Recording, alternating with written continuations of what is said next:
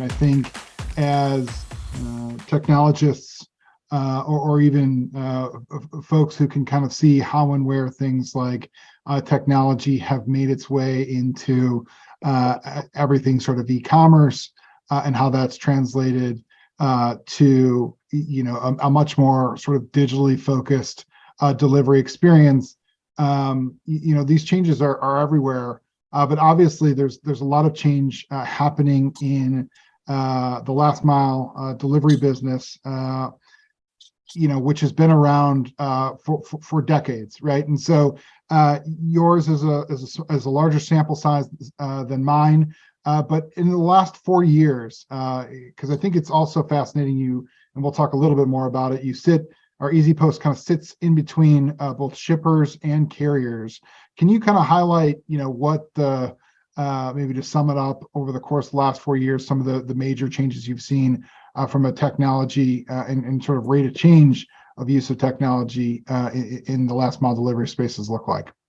Yeah, let me give a little super short background to explain our listeners what company is doing. EasyPost is an API provider, API multi-carrier solution, which connecting different carriers like USPS, FedEx, Better Trucks, DHL with a different e-commerce, which means for e-commerce, they have opportunity to see different rates and create labels with the different carriers. And for carriers means that they can capture a volume of those e-commerce. That means there is the kind of competition between carriers to grab this attention of a different e-commerce warehouses and moms and pop shops. Yeah.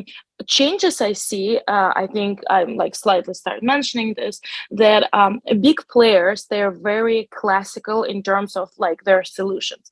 They're not that fast in the changes of consumers' requests. Our podcast is where's my package, right?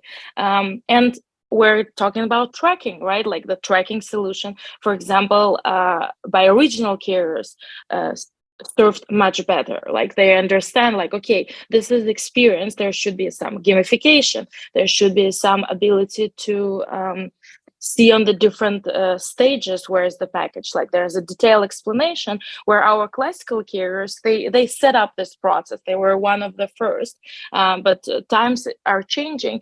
Plus we have right now a lot of international shippings where our consumers ordering overseas and then they're shipping overseas. That's what a lot of carriers, like smaller carriers, also trying to capture as the potential volume.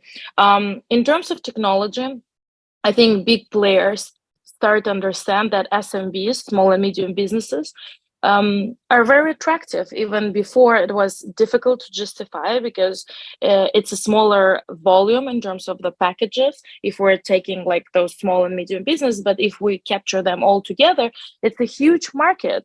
And I think that was target for a lot of carriers outside of this big four. They start serving this market first because they understood that enterprise customers already have some contracts with the big carriers. In this case, there's a lot of moms and pop shops. There's a lot of growing businesses who need technological solutions. And I think that's what differentiate carriers like Better Trucks.